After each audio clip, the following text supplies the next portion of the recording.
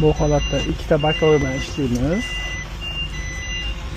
Mashinamiz oldi to'g'ri bo'lganda bakovayga qarab tekis holatdan keyin rulni to'g'rilaymiz. Yuk mashinada rul 3 marta aylanadi. Mana shu holatda kelamiz va yana ikkinchi skorsga olib, yelkamizni to'g'rilab chiqamiz. Bu holatda mana polosani bosib ketganga o'xshaymiz, lekin qaraydigan bo'lsak, balonimiz hali polosadan buyoqda. Endi chiqishda chap tomonga yaqinroq yuramiz, yelkamiz bilan olib burilamiz. Bu holatda ham polosa bosilganga o'xshaydi, lekin bakovayga yoki bu yoqqa qarasak, polosamiz bosilmagan. Xo'p. Parkovkalarni bajardik. Qolgan yengil mashinalarning parkovkasi bo'ladi.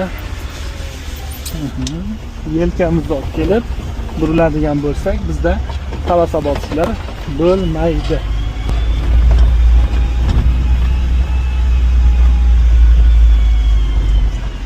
Endi yana chaproqqa olib, yelkamiz kengligida burilamiz.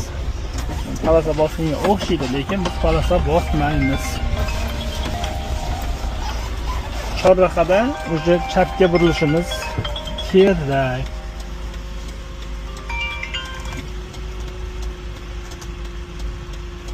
Svetoforimiz ishorasi yashil yonishini kutamiz.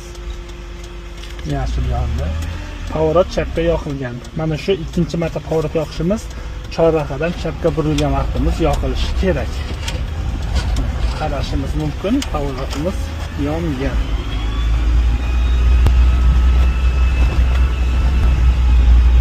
Yana ozgincha o'ngroqqa olamiz va pavorot qilishni boshlaymiz. Qarashimiz mumkin, polosa bosilmaydi.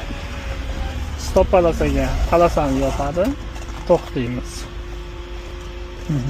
1 2 3 4 5 deyimizda yurishni boshlaymiz.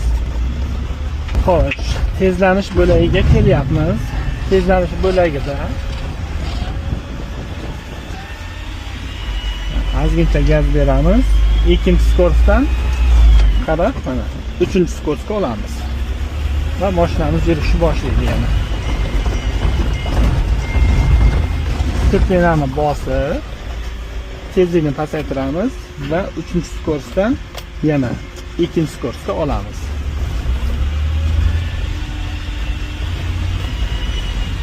Avariyli hududga yaqinlashyapmiz. Mana shu burilganimizdan